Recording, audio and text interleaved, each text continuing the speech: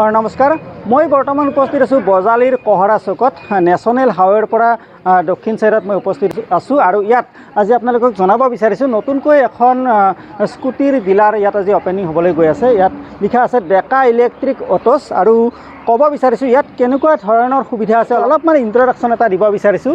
ইয়াত যদি আপুনি স্কুটি লয় ন' পেট্ৰল, ন' পলিউশ্যনছ, ন' RTO ৰেজিষ্ট্ৰেশ্যন, ন' লাইচেন্স, ন' ইঞ্জিন, মানে বহুখিনি আপুনি ৰেহাই পাব। আচলতে ক'বলৈ গ'লে এখন স্কুটি বা বাইক এখন যদি আপুনি লয় পেট্ৰলৰ নামত বহুখিনি খৰচ যায়, আপোনাৰ লাইচেন্স বনাব লাগে, পলিউশ্যন বনাব লাগে, যাৰ কাৰণে যদি এইখিনি যদি আপুনি নিয়মিতভাৱে নকৰে তেতিয়াহ'লে আমাৰ প্ৰশাসনৰ তৰফৰ পৰা জৰিমনা লোৱা হয়, যাৰ কাৰণে সকলোখিনি ইয়াত মানে ৰেহাই আছে। গতিকে আপোনালোকে এবাৰ আহিব পাৰে আৰু আজি এইখন ইয়াত অপেনিং হ'বলৈ গৈ আছে। বৰ্তমান অপেনিং হোৱা নাই, ইয়াত ফিটা অলৰেডি ইয়াত আঁৰি থোৱা আছে, চাৰিওফালে কলপুলি আছে, এইফালে চাকি বন্তি ৰেডি কৰা আছে। খন্তেক পিছত এইখন অপেনিং হ'ব আৰু অপেনিং হোৱাৰ পিছত যিখিনি পাৰোঁ ডিটেইলছ মই আপোনালোকক জনাম। গতিকে ভিডিঅ'টো শেষলৈকে চাই থাকিব। অলৰেডি ডেকা ইলেক্ট্ৰিক অটো যিখন ডিলাৰখন অপেনিং হৈ গ'ল আৰু অপেনিং হৈ যোৱাৰ লগে লগে মই কিছু কথা জনাব বিচাৰিছোঁ। যিহেতু ডিলাৰখনৰ অ'নাৰ বা মুখ্য ব্যক্তি চনু ডেকা মোৰ সৈতে আছে, তেওঁ আচলতে কি উদ্দেশ্য আগত ৰাখি এই ডিলাৰখন বা ডেকা ইলেক্ট্ৰিক অটোখন আজি কহৰা চকত অপেনিং কৰিলে সেই বিষয়ে জনাব বিচাৰিছোঁ আৰু কি কি সুবিধা আছে সেইখিনিও জনাব বিচাৰিছোঁ। প্ৰথম স্বাগতম। নমস্কাৰ।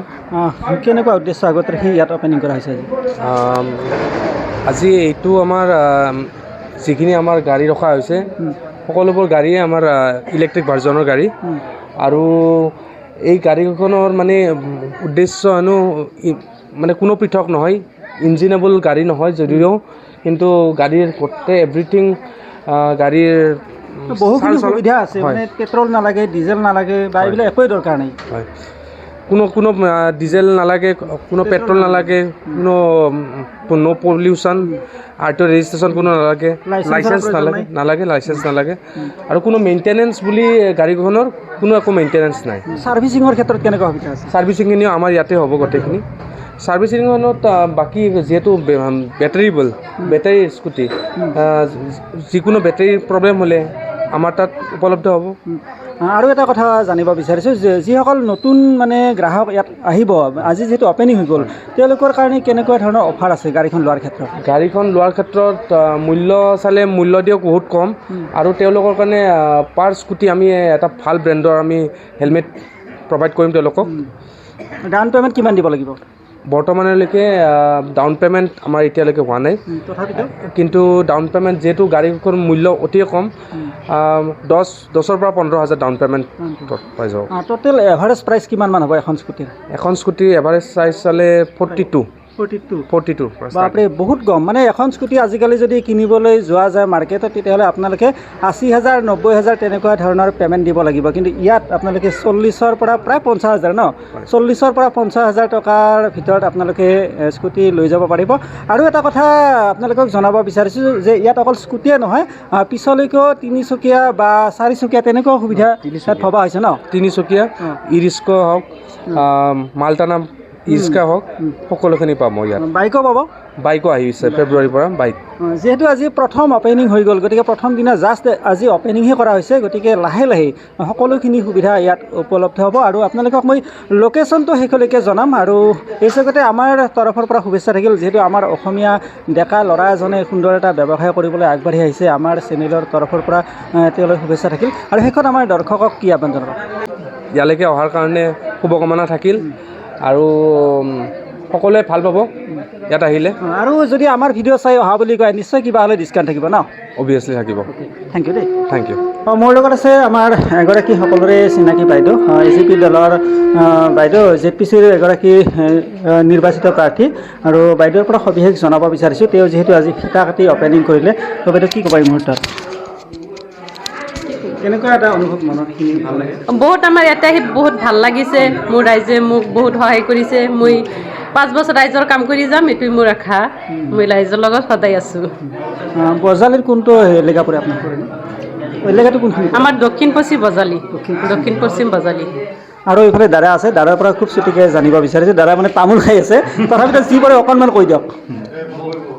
হয়, আজি হয়তো আমি ইয়াতে কহৰা চৌকত আহি আমাৰ বেটাৰী চালিত যিটো স্কুটাৰ গেৰেজ বা হয়তো অপেনিং কৰিলে গেৰেজ মানে আপোনাৰ হ'ব এই ডেকা ইলেক্ট্ৰনিক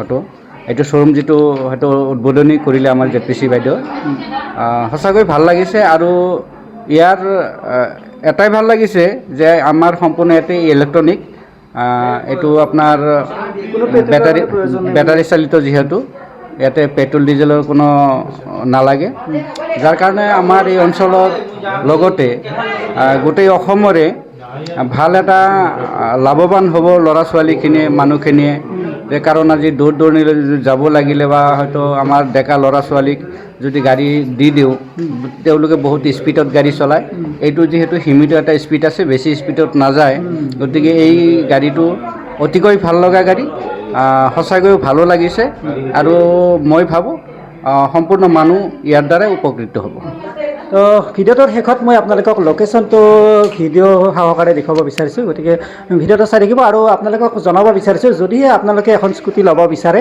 অতিকৈ কম মূল্যত তেতিয়াহ'লে আপোনালোকে বজালীৰ কহৰা চুকৰ দক্ষিণ পাৰত অৱস্থিত ডেকা ইলেক্ট্ৰিক অটোলৈ এবাৰ আহি যাব পাৰে ইয়াত সকলোখিনি সুবিধাই উপলব্ধ আছে শেষত লোকেশ্যনটো আপোনালোকক ক্লিয়াৰলি কৈ দিছোঁ আপোনালোকে যদি ভবানীপুৰৰ পৰা আহে তেতিয়াহ'লে দেখিব এইটো ৰাস্তাৰে অকণমান সোমাই গ'লে ডেকা ইলেক্ট্ৰিক অটো আৰু যদি পাঠশালাৰ পিনৰ পৰা আহে তেতিয়াহ'লে এইটো ৰাস্তাৰে অকণমান খোজকাঢ়ি আগবাঢ়ি গ'লেই আপোনালোকে ৰাইট ছাইডত ডেকা ইলেক্ট্ৰিক অটো আপোনালোকে নতুনকৈ অপেনিং কৰা ডিলাৰটো দেখিবলৈ পাব যি নহওক ভিডিঅ'টো এইখিনিতে শেষ কৰিছোঁ আৰু ভিডিঅ'টো চাই যদি ভাল লাগিছে তেতিয়াহ'লে আপোনালোকে লাইক কমেণ্ট আৰু শ্বেয়াৰ কৰি দিব আৰু নতুনকৈ এনেকুৱা ধৰণৰ সুন্দৰ সুন্দৰ ভিডিঅ' পাবলৈ আমাৰ চেনেলটো ছাবস্ক্ৰাইব কৰি ল'ব আৰু ফেচবুক পেজত যদি চাই আছে পেজটো ফ'ল' কৰি দিব ধন্যবাদ